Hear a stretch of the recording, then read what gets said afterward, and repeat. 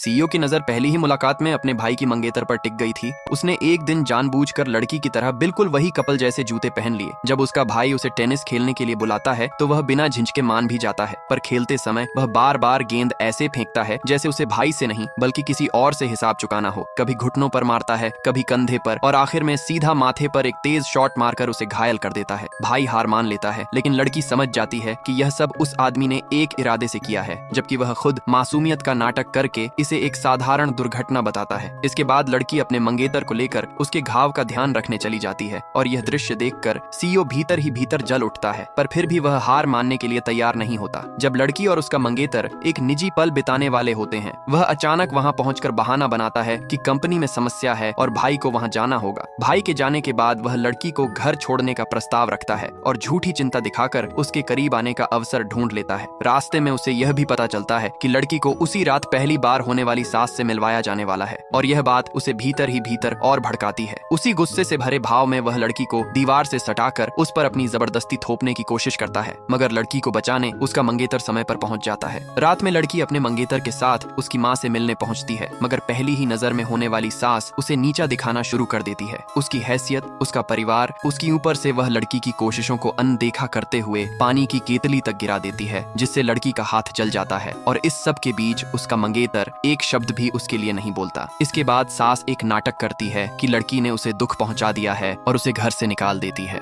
लड़की दुख में अकेले सड़क पर खड़ी होती है कि तभी सीईओ वहां गाड़ी लेकर पहुंच जाता है। लड़की उसे अनदेखा करती है, पर वह जबरदस्ती उसे कार में बैठा लेता है, घर ले जाकर सूप बनाकर देता है, और उसी समय उसका मंगेतर भी वहां पहुंच जाता है। लड़की जल्दी से सीईओ को बाथरूम में छिपा देती है, लेकिन वह शांत रहने की बजाय नल चलाकर आवाज कर देता है और बहाना बनाकर लड़की के रिश्ते में और जहर घोलने लगता है, जबकि मंगेतर अपनी माँ की तरफदारी करते हुए लड़की को ही गलत ठहराता रहता है।